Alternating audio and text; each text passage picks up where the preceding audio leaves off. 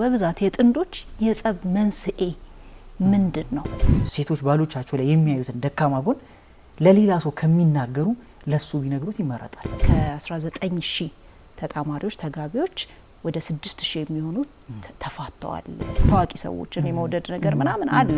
8ኛ ክፍል 9ኛ ክፍል 10ኛ ክፍል ላይ የሆነ ነገር ትጀምሪያለሽ።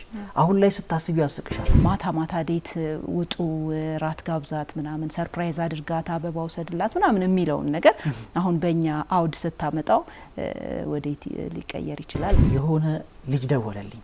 በጣም የህፃን ልጅ ድምጽ ነው። እሺ ሰላም ነው አለኝ። ደህና ነኝ። የምትመክረው ልጅ ነው አለኝ። ብዙ ጊዜ እንደዚህ ምክር የሚሰጡ ሰዎች፣ የፐርሰናል ዴቨሎፕመንት ላይ ስራ የሚሰሩ ሰዎች የግል ህይወታቸው ጋር ሲመጣ ደግሞ እንደሚያወሩት አይደሉም የሚባል ነገር አለ። ገንዘብ አይቶ የገቡ ሰዎች የሆነ ሰዓት ላይ ገንዘብ ሊያጣ ይችላል።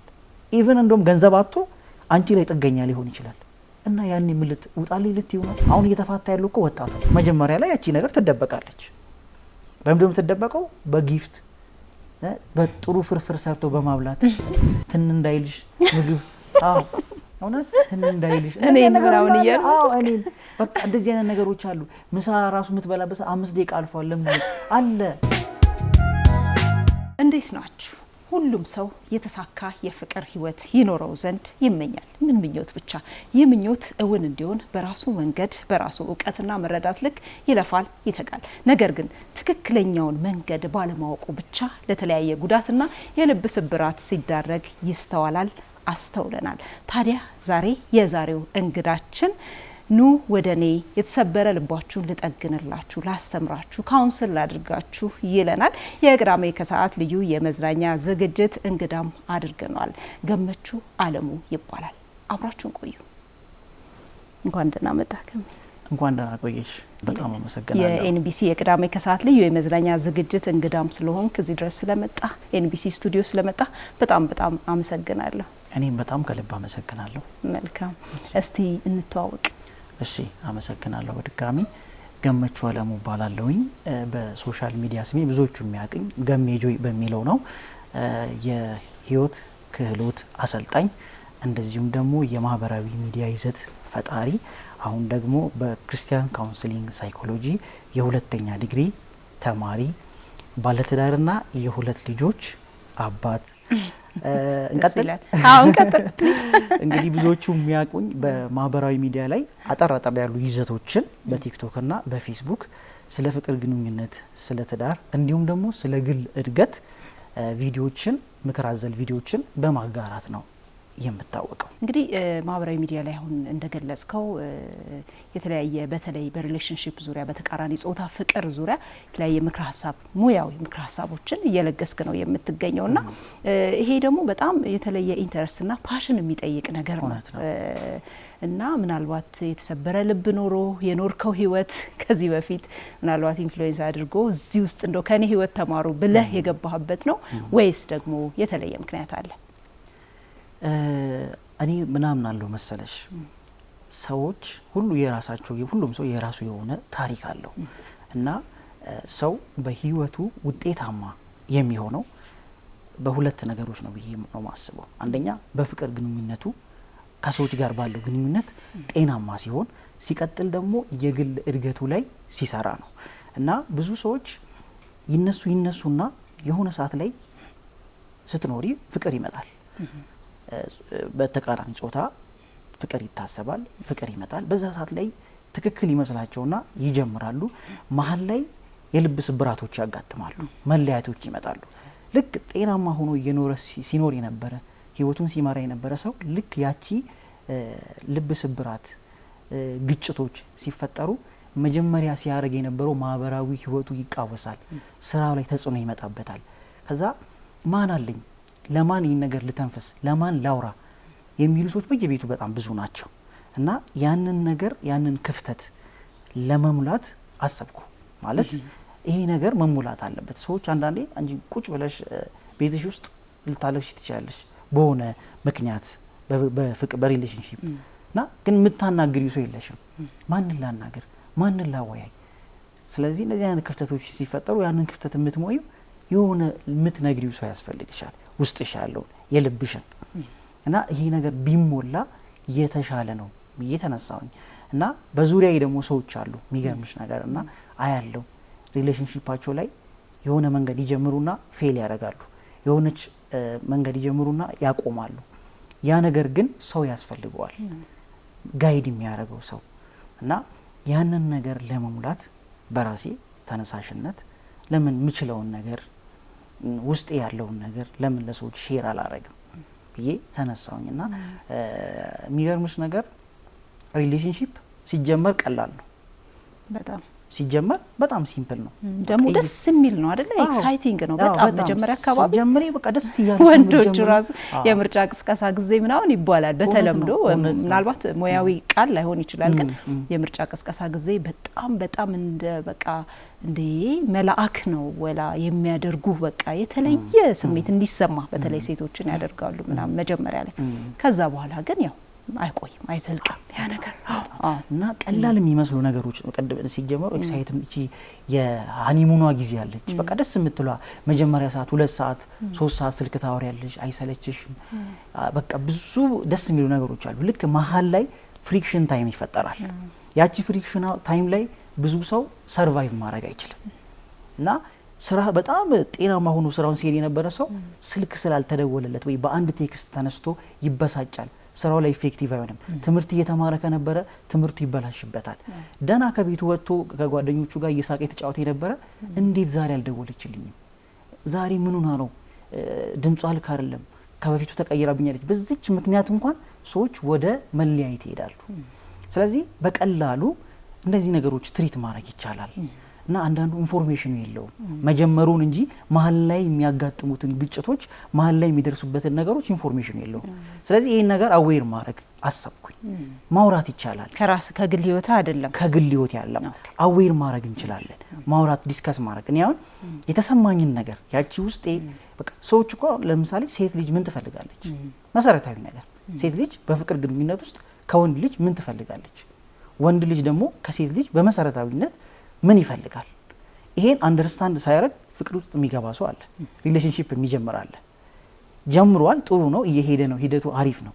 መሀል ላይ ግን ሲደርስ ያ የጀመረው ጥሩ ነገር እንዳይበላሽበት ምን ማድረግ እንችላለን የምትለዋን ያቺን ነገር የሆነች ነገር የራሴን ለመጨመር ከዛ ተነስቼ ውጤታማ መሆን ይችላሉ በመወያየት በመነጋገር እና ከዚህ ተነስተው ደስተኛ ስኬታማ ጤናማ የሆነ ሪሌሽንሺፕ ይዞ መሄድ ይችላሉ እና የሚል እሳቤ ነው። ማህበራዊ ኃላፊነትንም እንደመወጣትም ጭምር ነው እንጂ ዋናው ስራ ሌላ ነው። ሌላ ስራዎች አሉ፣ ያው ሰራቸው ሌላ ስራዎች አሉ። እሺ መልካም። ያው ወደ መንስኤዎቹ ወደ መፍትሄዎቹ ምናምን እንሄዳለን። ከዛ በፊት ግን እንደዚህ በተመሳሳይ ሙያ ያሉ ልጆች አሉ። ሜቢ ለፓሽን ይሆናል የሚሰሩት ምናምን አላቅም። ማህበራዊ ሚዲያ ላይ አያለው እና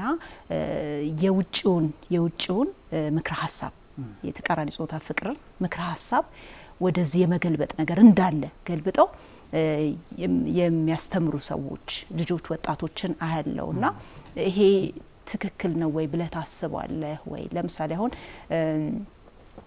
if you want to get your ex back do the no contact rule ምናምን የሚባል ነገር አለ። አሁን ኖ ኮንታክት ለምሳሌ ፍቅረኛህን ወይ ዳምፕ ያደረገን ፍቅረኛህን ተመልሶ እንዲመጣ ከፈለክ ለአንድ ወር ዝጋው ምናምን የሚባል አሁን ፈረንጆቹ በጣም ነው ያው የሚጠቀሙት በእነሱ አውድ ትክክል ሊሆን ይችላል።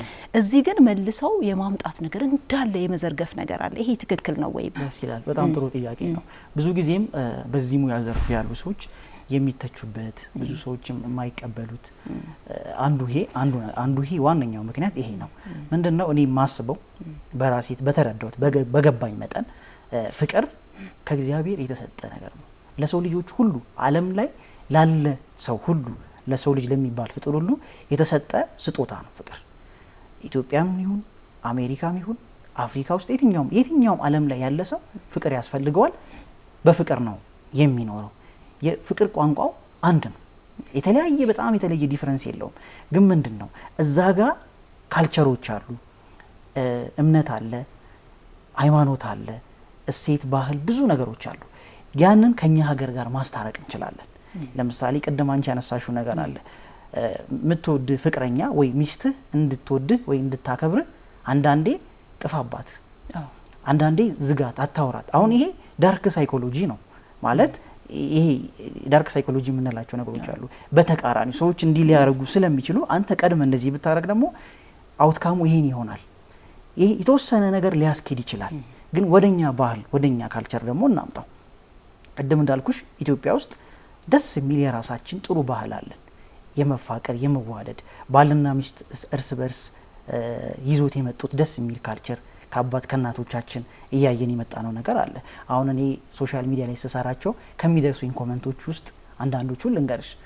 እኛ እስከዛሬ አባቶቻችንና እናቶቻችን በእንደዚህ አይነት ቪዲዮ ነው እንደዚህ የደረሱት በትዳራቸው የሚል ነገር ይገጥመኛል። ለምሳሌ ጥሩ ነው። አሁን በጣም የሆነ ነገርን ባወቅን ቁጥር ሪስኩን እንቀንሰዋለን። እነሱ በዚህ በሳይኮሎጂ ፍቅራቸውን መርተው ምናምን አይደለም የመጡት። ግን እንዴት ነው የመጡት? በራሳቸው በገባቸው በተረዱት እግዚአብሔርም ደግሞ በሰጣቸው እውቀትና ጥበብ መርተውታል። ቅርብም ናቸው ለፈጣሪም ቅርብ ናቸው። እምነታቸውም በጣም እንትን ያለ ነው እና በዛ መርተውት አምጥተውታል። በጣም ደስ ይላል። ከነሱ የምንወስዶ በጣም ብዙ ነገር አለ።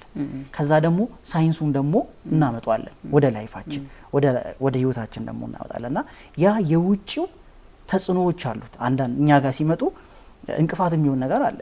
ለምሳሌ ሚስትን ሁል ጊዜ ማታ ላይ ዴት ይዛት ወጣ፣ እራት ጋብዛት፣ ሰርፕራይዝ አርጋት ምናምን የሚባሉ ነገሮችን አሁን እንሰራለን አንዳንዴ። ግን ወደኛ ግን ስንመጣ ብዙ ነገር አለ። ኢኮኖሚ እንቅፋት ሊሆን ይችላል።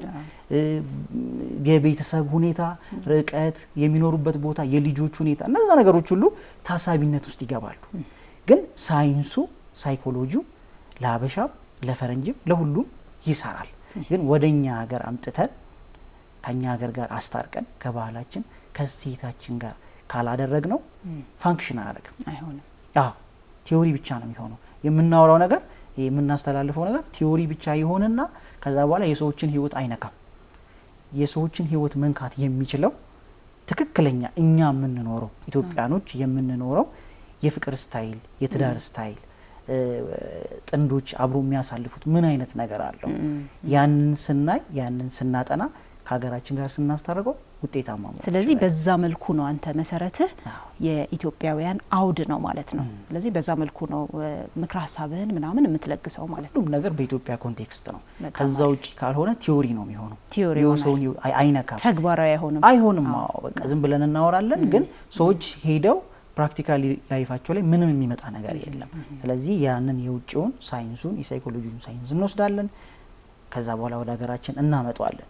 ለዛ ነው የሰው ልጅ ለምሳሌ ሰርፕራይዝ ወዴት ይቀየራል? ለምሳሌ በየማታ ዴት ውጡ፣ ራት ጋብዛት ምናምን፣ ሰርፕራይዝ አድርጋት፣ አበባ ውሰድላት ምናምን የሚለውን ነገር አሁን በእኛ አውድ ስታመጣው ወዴት ሊቀየር ይችላል ነው ወይስ እንዴት ብለህ ታስተምራለህ? አሁን ለምሳሌ እኔ ካስተማርኳቸው ነገሮች ውስጥ አንዱ ሚስት ጋር ኳሊቲ ታይም ማሳለፍ ነው። ቤት ውስጥ ባለው ነገር ለምሳሌ ሁል ጊዜ በተለመደ መንገድ ባልና ሚስት ቀርበው እራት ይበላሉ። አንዳንድ ጊዜ ግን ልጆች ለምሳሌ ካላቸው ልጆቻቸውን ካስተኙ በኋላ ቤታቸው ውስጥ ባለው ነገር ሻማ አብርተው ቀለል ያለ ቤታቸው ውስጥ ባለው ቤት ባፈራው ነገር የራሳቸውን ሰዓት እያሳለፉ ቤታቸው ውስጥ ባለው ጊዜ ሌላ ጊዜ ከሌላው ጊዜ ከወትሮ ለየት ያለ ነገር ግዴታ ከከተማ ውጪ ይዟት መውጣት አይጠበቅበትም። ቤታቸው ውስጥ ለየት ያለ ዛሬ እኔና አንቺ ልጆቻችንን አስተኝተን የራሳችን ኳሊቲ የሆነ ታይም እናሳልፍ፣ እናውራ፣ እንጫወት። እራታችንን ከበላን በኋላ ደግሞ ጥሩ የሆነ የፍቅር ጊዜ አብረን እናሳልፍ። አሁን ይሄ ምንም አይነት ኮስት የለውም ከታሰበበት ማለት ነው። እና ያንን ውጪ ያለውን ግን ቀጥታ ዳይሬክት ካመጣ ነው ከየት አምጥቼ ነው መጋብዛት፣ ከየት አምጥቼ ነው እኔ ለልጆች ለቤቴ ራሱ ማብቃቃት አልቻልኩም የሚለው ነገር አይመጣም። እዚህ ጋር ቤት ውስጥ ያው ትልቅም ይሁን ሰው ባለው እራቱን በልቶ ሊያድር ይችላል፣ ሊያወራም ይችላል። ምንም ደግሞ እራቱ የሚበላም አይኑር። እኔና አንቺ ዛሬ የራሳችን የሆነ የግል ጫወታ ጊዜ እናውራ።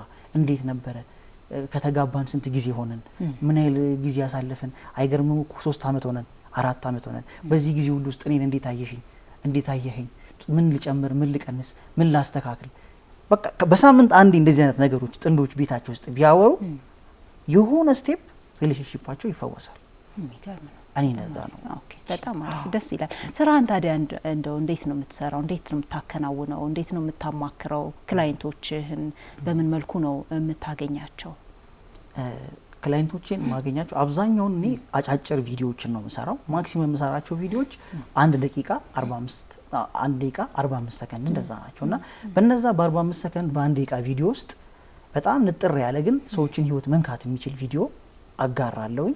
እዛ ላይ ሰዎች ያንን ቪዲዮ ሲመለከቱ እኔም ህይወት ውስጥ እንደዚህ አይነት ነገር አለ፣ ይህንን ነገር እያሳለፍኩኝ ነው፣ በህይወቴ እንደዚህ አይነት ነገር እየገጠመኝ ነው እና ህይወቴ ላይ አሁን የምታወራው ነገር ህይወቴ ላይ ሀፕን እያደረገ ነው፣ እንደዚህ አይነት ነገር በህይወቴ እያሳለፍኩኝ ነው፣ ስለዚህ ምክር እፈልጋለሁ ይላሉ። ኦንላይን ላይ አማከራለሁ። ቲክቶክ አካውንቴ ላይም ስልክ ቁጥር አለ፣ የፌስቡክም ላይ አለ። ሰዎች በዛ ኮንታክት ያደርጉኛል። ያንን በመሰለኝ መልኩ ብቻም ሳይሆን ሳይንሳዊ የሆኑ ነገሮች ከመንፈሳዊም ነገሮች አንጻር የፍቅር ህይወታችሁ በዚህ መልኩ ቢቃኝ። በነገራችን ላይ አንድ ነገር እዚህ ጋር መጨመር ፈልጋለሁ።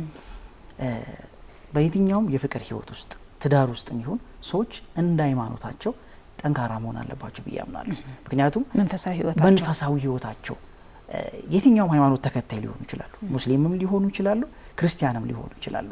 ምክንያቱም በትዳር በሚባለው ተቋም ውስጥ አሁን ስለ ትዳር ነው ያወራው ያለሁት፣ በፍቅር ግንኙነትም ደግሞ እመጣበታለሁ እና በትዳር ውስጥ ፈጣሪ አለ፣ በትዳር ውስጥ እግዚአብሔር አለ። ያንን ነገር የሚገመደው በፈጣሪ ነው። ፈጣሪን የሚረሱት ከሆነ በዛ ማል ፈጣሪ ከሌለ ክፍተቶች ይበዛሉ። ያንን ክፍተት የሚሸፍኑት በራሳቸው የሆነ ነገር ይሞክራሉ። ከራሳቸው አቅም በሆነው ነገር ላይ ደግሞ ፈጣሪ አለ፣ አሳልፎ መስጠት አለባቸው ለፈጣሪ እና በዛም የገባኝን የተረዳሁትን መልኩ ጋይድ አረጋቸዋለሁ በፍቅር ህይወታቸው። በዚህ መልኩ ቢሆን ጥሩ ነው፣ ሪሌሽንሺፓችሁ ላይ ይሄን ነገር አስወግዱ፣ ይሄን ነገር ደግሞ ጨምሩበት የሚለውን ነገር በስልክም በኦንላይንም አብዛኛውን ሰዎችን ካውንስል ማድረጋቸው ሀገር ውስጥም ከሀገር ውጭም ያሉትን በስልክ ነው። በኦንላይን አወራቸዋለሁ። ምን አይነት ሰዎች ናቸው? እንደው በእድሜስ በጾታስ እንደው ያንተ አብዛኛው ክላይንቶች ወይም ደንበኞች? ደስ ይላል። በጣም ጥሩ ጥያቄ ነው። አብዛኛዎቹ የሚገርምሽ ነገር ከሀገር ውጭ ያሉ ናቸው። የሚገርምሽ ነገር አብዛኛዎቹ ከሀገር ውጭ ያሉ ሴቶች፣ አብዛኛውን የሚበዙት ሴቶች ይበዛሉ። ሴቶች በነገራችን ላይ እኔ የተረዳሁት ይህንን ኮንተንት መስራት ከጀመርኩኝ ወዲህ አንድ የገባኝ ነገር በጣም ትዳራቸውና ሪሌሽንሺፓቸው ውጤታማ እንዲሆን ይፈልጋሉ ከወንዶች በበለጠ። የተረዳሁትን ነገር በጣም አብዛኛውን ጊዜ የሚደውሉልኝ የሚያወሩኝ ሪሌሽንሺፓቸውን ለመፈወስ ለማከም ብዙዎቹ የሚጣጣሩት ሴቶች ናቸው። ወንዶች ፍላጎት የላቸውም አይደለም፣ ግን የሆነ ውስጣቸው ያለውን ነገር አውጥቶ ለማማከር ሰዎች ጋር ያንን ነገር ለማምጣት ከራስ ጋር መታገል እንዲህ በራሱ ይዞ መብሰልሰል ነው። ሴቶች ግን ያቺን ነገር ይዞ ትንሽም ነገር ሲያጋጥማቸው እንዲህ ነገር አጋጥሞኛል፣ በዚህ ላይ ምን ትላለህ፣ ሀሳብ ስጠኝ፣ እንደዚህ አይነት ነገሮች አሉና አብዛኛውን ሴቶች ይበዛሉ ከሀገር ውስጥም ከሀገር ውጭም። በተለይ ደግሞ አረብ ሀገር ያሉ ሴቶች በጣም ይጎዳሉ በፍቅር በጣም ይጎዳሉ። የሚገርምሽ ነገር ቁጥሩን አላቅም እንጂ በቀን ውስጥ አንዳንድ ጊዜ እስከ 10 የአረብ ሀገር ሴቶች የሚደውሉበት ጊዜ አለ። በተለያየ ምክንያት በወንድ ልጅ በመከዳት አምነው ብዙ ችግር ውስጥ በመግባት በጣም የዋሆች ናቸው፣ ያምናሉ እና በዛ ተነስተው ይጎዳሉ። እና እንደዚህ አይነት ነገር ውስጥ ገብቻለሁ፣ እንደዚህ አይነት ህይወት ውስጥ ነው ያለሁት፣ ምን ላድርግ? ብዙዎቹ የሚጠይቁት ፍርሃት አለባቸው። የሚገርምሽ ነገር ሪሌሽንሺፕ ውስጥ ትልቁ ብዙ ሰዎች የሚፈተኑበት ነገር ፍርሃት አለባቸው። እንደሚወደኝ በምን አውቃለሁ? እንደምትወደኝ በምን አውቃለሁ? ነገ ጥሎኝ ቢሄድ በምን አውቃለሁ? ይሄ ትልቅ ፍርሃት ነው ሪሌሽንሺፕ ላይ ከተረዳው እምነት ማጣት። በቃ ፍርሃት አለ፣ ነገ መፍራት።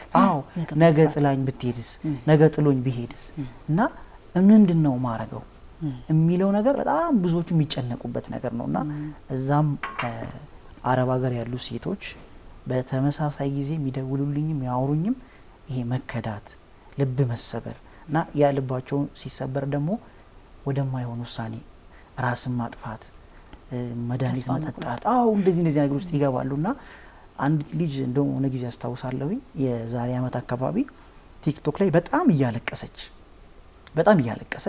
ራሷን ልታጠፋ ከዚህ በኋላ ጨርሻለሁ ምናምን እያለች በጣም ታለቅሳለችና ቪዲዮዋ ተላከልኝ። ቪዲዮዋ ተልኮልኝ ከዛ ሳይ ልጅቷ ተከርታለች። በጣም ብዙ ገንዘብ ባመነችው ሰው። እንግዲህ ምንድነው ይሄ ሁሉ ያመጣው? ምንድነው ይሄ ሪሌሽንሺፕ ላይ አንዳንድ ጊዜ በጣም ኢሞሽናል መሆን አለ፣ ነገሮችን አለማየት። አንድን ሰው ዛሬ ስላወቅሹ ስለወድሻለሁ ስላለ የሆነ በጣም ስላወራሽ እውነተኛ ልቡ ምን አይነት እውነተኛ ልብ ነው ያለው ወይ እውነት ይወደኛል ወይ የሚለውን ሳያረጋግጡ ኢሞሽናል በመሆን እነዚህ ሀገር ውስጥ ሲገባ አንዳንዴ እነዚህ አይነት ኪሳራዎች ይመጣሉ። እና ያቺ ልጅ በጣም ትሪት አድርጊያት በጣም ብዙ አውርተን ነገሮችን በስቴፕ ብዙ ጊዜ ሰጥቻት ተስተካክላ ያንን ነገር ትታ ወደ ቀድሞ ህይወቷ የተመለሰች ልጅ አለች። የሚገርም ነው የሚገርም ነው። በእድሜስ እንደው ምናልባት የተለየ ገጠመኝም ያው እንድትነግረኝም ጭምር ነው። በእድሜስ ልጆች ምናምን ደውለውልህ ያውቃሉ? በጣም ወጣቶች ቲኔጀሮችም አጠብቃቸው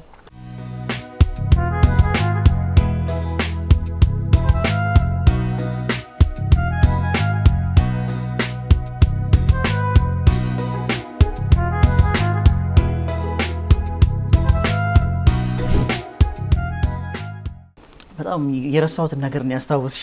እና አንድ ጊዜ ማልረሳው ነገር የሆነ ልጅ ደወለልኝ። በጣም የህፃን ልጅ ድምጽ ነው። እሺ ሰላም ነው አለኝ። ደህና ነኝ። የምትመክረው ልጅ ነህ አለኝ። እና ድምጹ በጣም የህፃን ልጅ ነው። የምትመክረው ልጅ ነህ አለኝ። አዎ የምመክረው ልጅ ነኝ። እባክህ እንድትመክረኝ ፈልጌ ነው፣ እንድታማክረኝ ፈልጌ ነው። ልጅ ነህ? ህፃን ልጅ ነህ? ስንት አመት ነው አልኩት። 15 አመቴ ነው አለኝ። ስንተኛ ክፍል ነህ? 8ኛ ክፍል ነው የምማረው። ምን ሆነ ነው? ፍቅር ይዞኝ ከማን እኛ ክፍል የሆነች ልጅ አለች። በጣም ጎበዝ ተማሪ ናትና በጣም አፍቅሬያታለሁ። መማር አልቻልኩም። ትምህርት ቤትም እሷን ነው ማስበው፣ ቤትም እሷን ነው ማስበው። ምግብ አይበላልኝም፣ እንቅልፍ አይዘኝም። ሁሌ እሷን ነው ማስበውና በቃ ግራ ገብቶኛል እና ምን ልርዳ? ልጠፋ ነው ከቤት አለኝ። ያስፖሻል። አሁን እንግዲህ ይሄ ልጅ አሁን ጨንቆት ነው። ቤተሰቦቹ ከነገራቸው አይረዱትም። በዙሪያ ያሉ ጓደኞቹ ለነሱ መንገር አይችልም። እና በጣም በቃ አንዳንዴ እንደዚህ አይነት ነገሮችም ሀፕን ያደርጋሉና ያንን ልጅ ሞራሉንም መንካት አልፈለኩም። ልቆጣውን በጣም አንዳንድ ጊዜ ተቆጣሽ ትምህርትን ተማር ዝም ብለህ እንደዚህ ማለት አትችይም። ሳይት ላቭ አለ፣ ሁላችንም ያሳለፍነው ነገር ነው። ሳይት ላቭ 14 15 16 አመት ላይ አለ። ግን እንዴት ማኔጅ ታደርጋለህ? እንዴት ነው ማኔጅ የሚደረገው? ይኸውልህ ትምህርትህ ላይ በርታ። እንደዚህ አይነት ነገር ያጋጥማል። ይሄ ግን በጣም ጊዜያዊ ስሜት ነው፣ ያልፋል። ምንም ችግር የለውም። አውራት፣ አናግራት እና እሷን ማናገር እፈራለሁ። ምንድነው ያሰብኩ አልኩት። እንደውም አይ አልነግራትም፣ ከነገርኳት ትኮራብኛለች አለ።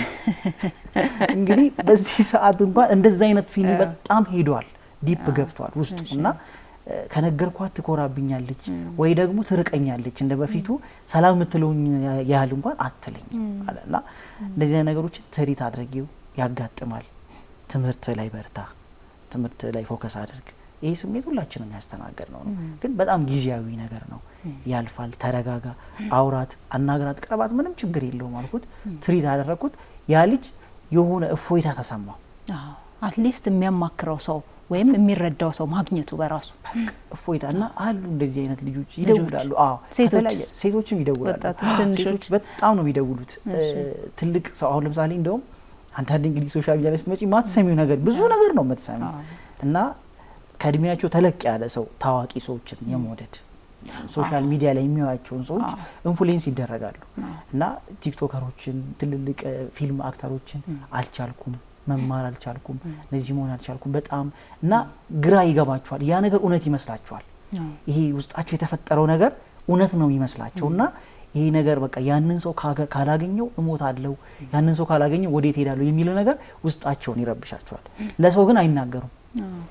ለሰው አይናገሩም እና እኔ አንድም ይሄንን ክፍተት ነው ማብላት የምፈልገው። እና ይሄ ትልቅ ስራ ነው የምትሰራው። በነገራችን ላይ ምናልባት እንደው ለወጣቶች በጣም እነዚህ አሁን ለቲኔጀሮች እንደው የምትነግራቸው ነገር በዚሁ አጋጣሚ እችን ነገር ብትነግራቸው ደስ ይለኛል። ለህፃናት ለወጣቶች እንደዚህ ፍቅር ለሚይዛቸው ለታዋቂ ሰዎችን የመውደድ ነገር ምናምን አለ የማፍቀር ነገርና ኢቭን አልፎ ተርፈው ራሳቸውን የማጥፋት ነገር እኛ አካባቢ ራሳቸውን ያጠፉ ልጆችን አውቃለሁ፣ ህፃናቶች ማለት ነውና ነገ ሌላ ቀን እንደሆነ እንደሚያልፍ ምናምን አይረዱትም፣ አያውቁትምና ለነሱም የግድ ምክረ ሀሳብ ያስፈልጋል ብዬ አስባለሁና ምንድነው የምትነግራቸው? በዚሁ አጋጣሚ እንድትነግራቸው ነው። በጣም አሪፍ ጥያቄ ነው።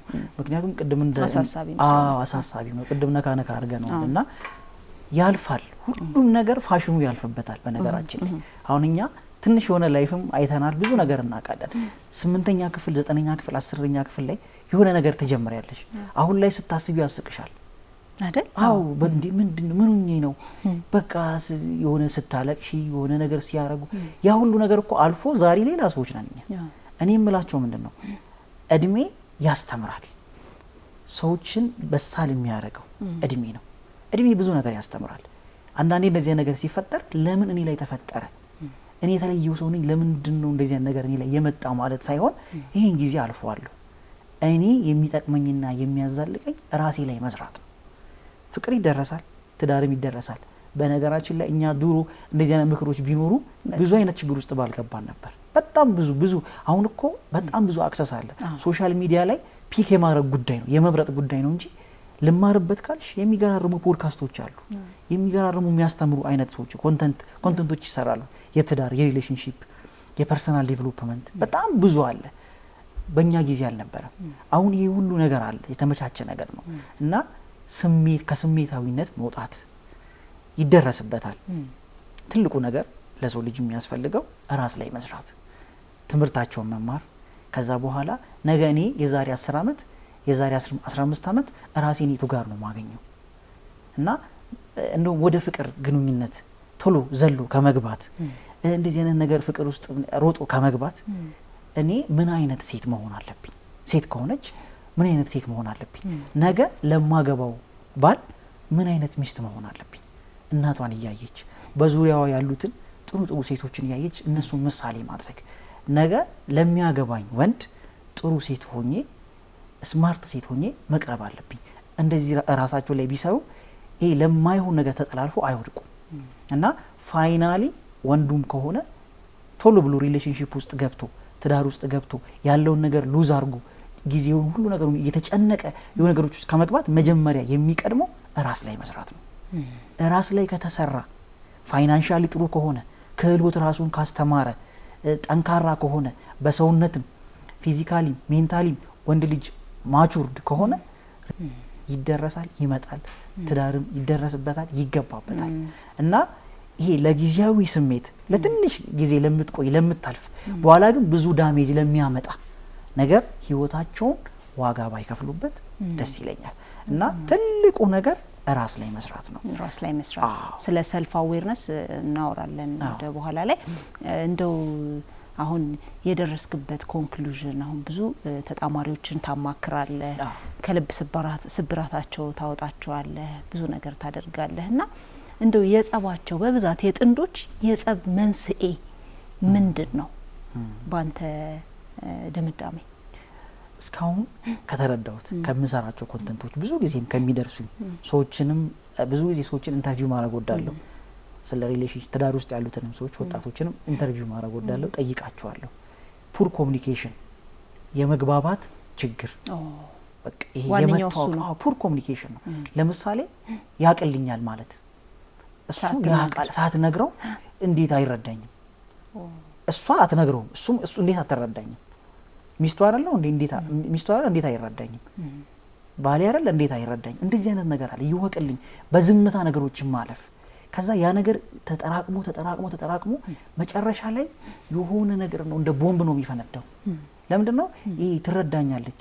ለምሳሌ አይኔን አይቶ አቀም እንደሚሉ ሴቶች አሉ። ምን እንደፈለኩ እንዲሁ አይኔን አይቶ አቀም እንዴ ምን ውስጤ እንዳለ ምን እንደምፈልግ እንዲሁ አይቶ አይረዳኝም እንዴ?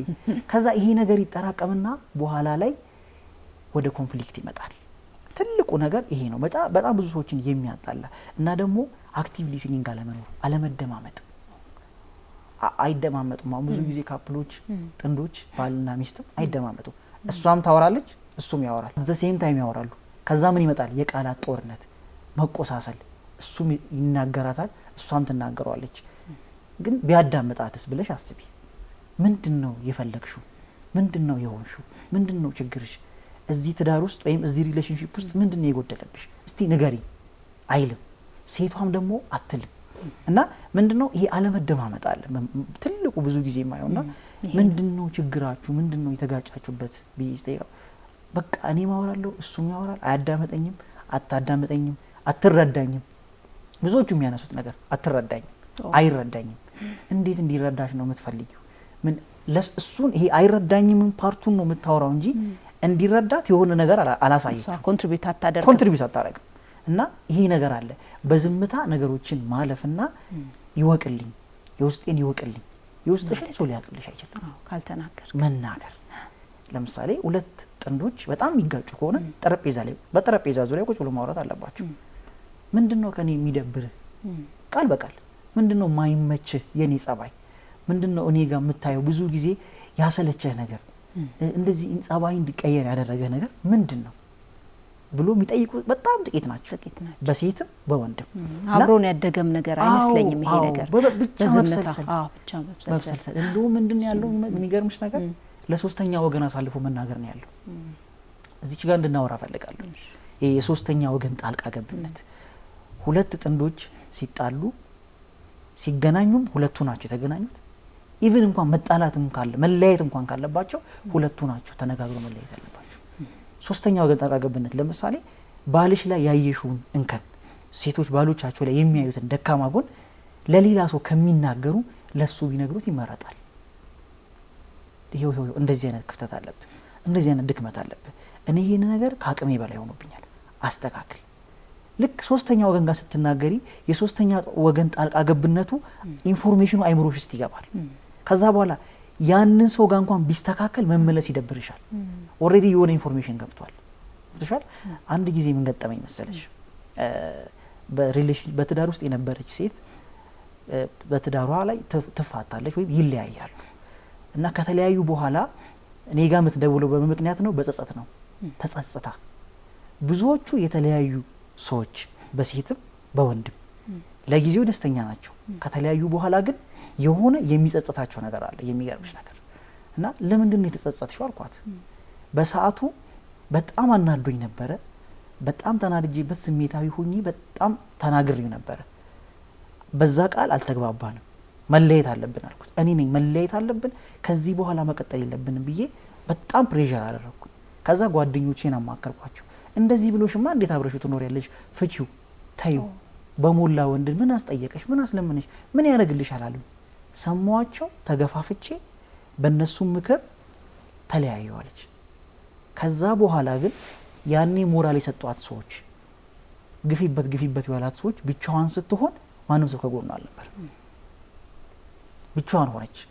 ፋይናሊ ጸጸት ማስተካከል ይችል ነበር፣ ይቅር ማለት ይችል ነበር እኮ ያኔ እኮ እንደዛ ሲለምነኝ ይቅርታ ሶሪ ሲለኝ እኮ መተው ይችል ነበር። ረፍዷል አሁን አላት ድጋሚ ስትጠይቀው። ከዚህ በኋላ ረፍዷል፣ በህይወቴ ውስጥ ሌላ ሰው አለ። በጸጸት ነው የምትኖረው። ያኔ ግን ሰዎች ናቸው ፑሽ ያደረጓት። ያኔ ሞራል ሰጧት የነበሩ ሴቶች አግብተው ሌሎቹ የራሳቸውን ላይ እየኖሩ፣ እሷ ግን ከዛ ላይ ፈታለች። ምንድነው እዚህ ጋር ምለው እኔ የጀመራችሁትን ነገር ሁለታችሁ ናችሁ የጀመራችሁት። እስከ መጨረሻው ድረስ ለሁለት ታገሉ። እስከ መጨረሻው አንጥፍጣፊ ድረስ ለሁለት ሞክሩ። በጣም ከአቅማችሁ በላይ ሲሆን የሰው ጣልቃ ገብነት እንኳን የሚያስፈልግ ወይ የሃይማኖት አባት ጋር ወይ ደግሞ የስነ ልቦና ባለሙያዎች ጋር ሄዳችሁ አማክሩ። በጣም አሪፍ ነገር ነው።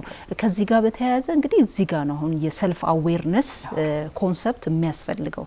ራስን ማወቅ፣ የራስን ስሜት ማወቅ። እስቲ አክልበትና አያይዘው ከፍቅር ግንኙነት ጋር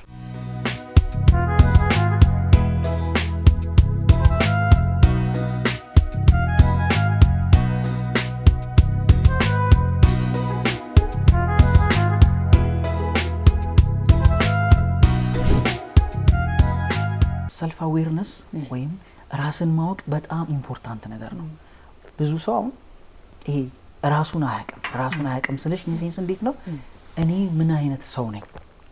ምን አይነት ደካማ ጎኖች አሉኝ? ምን አይነት ጠንካራ ጎኖች አሉኝ? ምን አይነት ባህሪ ነው ያለኝ? ሪሌሽንሺፕ ከመጀመራቸው በፊት እዚች ጋር አስምሬ መናገር የምፈልገው ትዳር ውስጥም ሪሌሽንሺፕ ከመጀመራቸው በፊት እኔ ማን ነኝ? ምን አይነት ባህሪ ነው ያለኝ? ምን አይነት ደካማ ጎን አለኝ? ምን አይነት ጠንካራ ጎን አለኝ? አኩራፊ ነኝ? ቶሎ ተናዳጅ ነኝ? በትንሽ ነገር እደሰታለሁ? በትንሽ ነገር አዝናለሁ? ይሄንን ነገር ማወቅ አለባቸው። ይሄንን ነገር አውቆ ሲገቡ ቀላል ይሆናል፣ ብዙ ነገር ኢዚ ይሆናል። እና ሰው ምንድነው የራሱን የቤት ስራ ሳይሰራ ሌላው ሰው ላይ የማስቀመጥ፣ በተለይ ትዳር ውስጥ በጣም ብዙ ጊዜ የሚደጋገሙ ነገሮች፣ ሰው የራሱን ስራ አይሰራም። ለምሳሌ ባል የራሱን ድርሻ አይወጣም፣ ከሚስት ብዙ ነገር ይጠብቃል። ለምን እንደዚህ አትስተካከይም? ለምን እንደዚህ አትሆኝም? ለምን ይህን አታደርጊም? ሚስትየውም ትመጣለች የራሷን የቤት ስራ አትሰራም። ከዛ ሁልጊዜ እሱን ኮምፕሌን ማድረግ ለምን እንደዚህ አታደርግም? ለምን ይህን አታስተካክልም? እሷ ግን አሁን የራሷን አላየችውም። ይሄ ራስን ማወቅ የሚባለው ሪሌሽንሺፕ ላይ የሚጠቅመው እዚህ ጋር ነው። በጣም የሚናደድ ሰው ተናዳጅ እንደሆነ ማወቅ አለበት። በቃ እኔ እኮ ቶሎ ስለምናደድ ነው ብሎ ይህንን ማወቅ አለበት። ስለዚህ በመናደዱ ምክንያት የሆኑ ነገሮች ሊበላሹ እንደሚችሉ ማወቅ አለበት። ከዛስ ላለመናደድ ነገሮችን ያስተካክላል። እና ሰልፍ አዌርነስ የምንለው ነገር ይሄ ለራስ የራስን ድክመት የራስን ጠንካራ ጎን ከሌላ ሰው ጋር ባህሪ በደንብ ማወቅ ምን ያስደስተኛል፣ እኔ ምን ያናድደኛል። አሁን በጣም አኩራፊ የሆነች ሚስት ከሆነች አኩራፊ እንደሆነች ታውቃለች አይደለ? በቃ እሱ ደግሞ አኩራፊነቷን አይወደውም። አኩራፊነቷን ለማስተካከል መጣር አለባት። አኩራፊ እንደሆነች እያወቀች ለምን ታኮርፋለች ስትባል መናደድ የለባትም። ገብቶሻል አይደለ? ስለዚህ ወንዱም ጋር ስንመጣ ደግሞ እንደዛ ነው። ለምሳሌ በጣም ቶሎ የሚቆጣ አይነት ወንድ አለ። በጣም ቶሎ ኢሞሽናል የሚሆን አይነት በትንሽ ነገር የሚቆጣ አይነት ወንድ አለ። አንተ እኮ በትንሽ ነገር የምትቆጣኝ ትናደዳለህ ስትባል መች ተናደድኩ መች ተቆጣው ማለት የለበትም። ያንን ነገር ለማስተካከል ይጥራል። ስለዚህ ይህንን የራሱን ደካማ ጎንና ጠንካራ ጎን ለይቶ ያወቀ ሰው ትዳር ውስጥ ሲገባ ይሄ የኔ ባህሪ ነው አስተካክላለሁ፣ እሷም ደግሞ ይሄ የኔ ችግር ነው እኔ ይህን ነገር አስተካክላለሁ። ይሄ ነገር ሲሆን በጣም ሁለቱ መሀል ያለው ነገር ግጭት ያለ ነው፣ መጣላት ያለ ነው፣ ወደ ተካረረ ነገር አይሄድም። እና ራስን ማወቅ በጣም አሪፍ ነው። ራስን በማወቅ ውስጥ ደግሞ ሌሎችንም ማወቅ ይኖራል ማለት ነው። ራስን አንደርስታንድ ስታደርግ ሌሎችንም ኢዝሊ አንደርስታንድ ማድረግ መረዳት ነገር አለ ማለት ነው። ምናልባት ከፍቺ ጋር በተያያዘ ባለፈው የአዲስ አበባ ወሳኝ ኩነት ኤጀንሲ ያወጣው ሪፖርት ነበር እና በጣም አስደንጋጭ ሪፖርት ነው።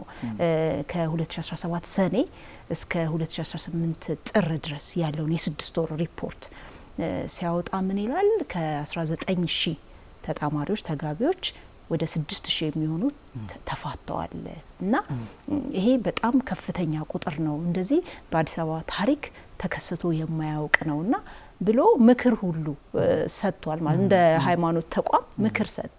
ባካችሁ ለልጆቻችሁ ትልቅ ትዳር ተቋም ትልቅ ተቋም ነው፣ በቀላሉ እንደማይገባበት ሁሉ በቀላሉ የሚወጣበት አይደለም ምናምን ብሎ እንደውም ምክር ሁሉ ሰጥቷል መጨረሻ ላይና ይሄ ቀላል ቁጥር አይደለም፣ በጣም አስደንጋጭ ነውና አንተም የምትሰራው ስራ ይሄንንም ሚኒማይዝ ለማድረግ ትልቅ አስተዋጽኦ አለው ብዬ አስባለሁ። አሳሳቢ ነው በጣም።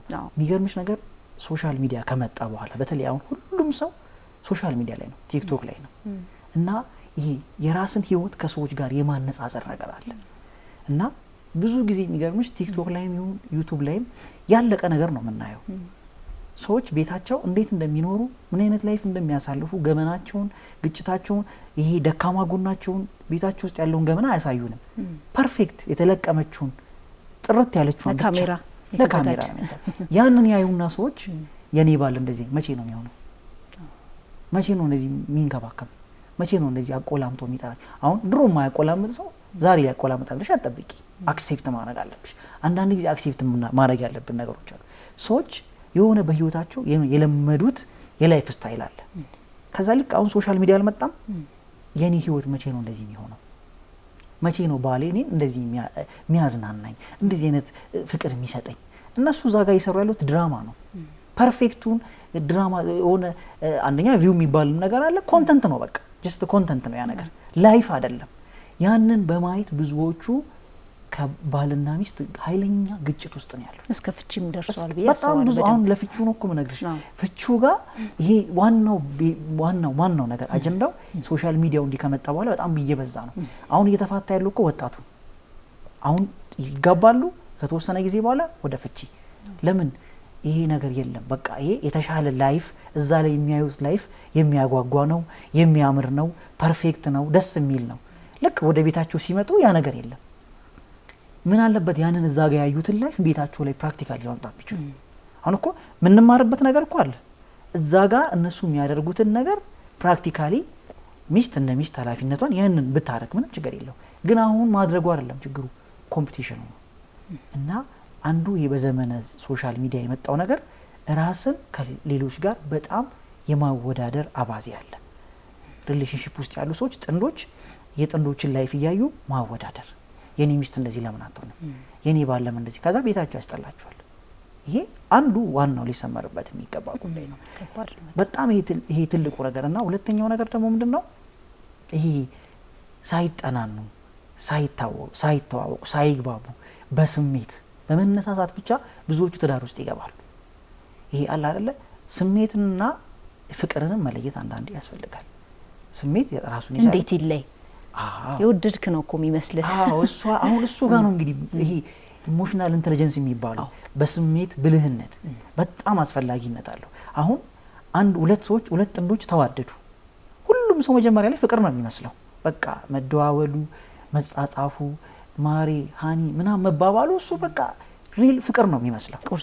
ቁርስ በላሽ ወይ ዛሬ እንዴት ነው ትን እንዳይልሽ ምግብ እውነት ትን እንዳይልሽ እኔ ነገራውን እኔ በቃ እንደዚህ አይነት ነገሮች አሉ።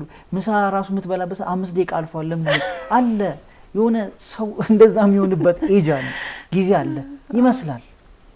እና ያቺን ሰዓት አይደለም ማየት እሷን አይደለም ሰውየው ሲናደድ ምንድነው ፍቅር ሰዓትማ ሁሉም ፍቅር ነው እኮ በፍቅር ሰዓት ሁሉም ፍቅር ነው። ትልቁ ችግር በጸቡ ሰዓትስ በችግሩ ሰዓትስ እሷ አሟት ለአንድ ወር የሆነ ነገር ውስጥ ብትሆንስ? ባይዘይ ፍቅር እኮ ሁሌ አልጋ ባልጋ ብቻ አይደለም። ፍቅር እኮ ሁሌ ሃኒሙን ብቻ አይደለም።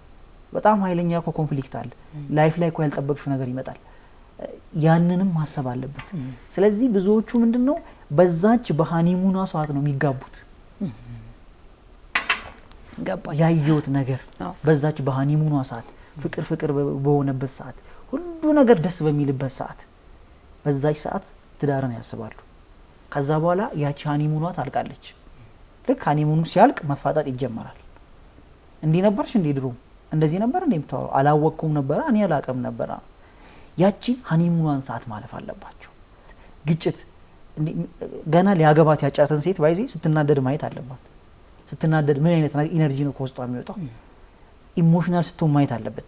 ሁሌ እኔ እንድትከፍ አልፈልግም፣ እንድታለቅሽብኝ አልፈልግም፣ ለምንድን ነው እንደዚህ የምትሆኚው ማለት የለበትም። ምን ማለት ያንን ፓርት ማየት አለባት። እሱ ኢሞሽናል ሆኖ ሲናደድ ንዴቱን እንዴት ነው ኮንትሮል የሚያደርገው?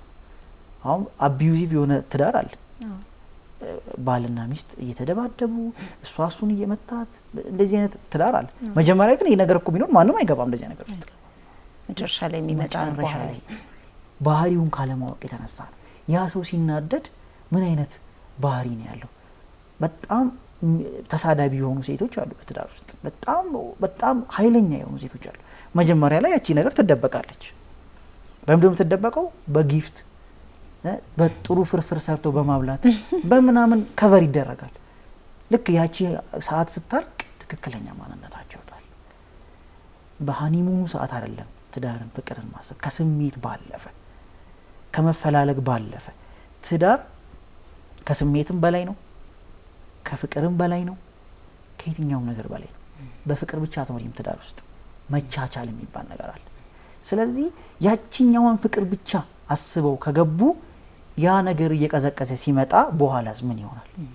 ወደ ግጭት ሊያመሩ ነው ማለት ነው። በቃ ትክክለኛው ይሄ ነው፣ ወደ ግጭት ያመራሉና ትልቁ ነገር ደግሞ ሰሌክሽን ላይ አንድ ነገር ማውራት እንፈልገው ነገር ሰሌክሽን ላይ ነገር ማውራት ፈልጋለሁ።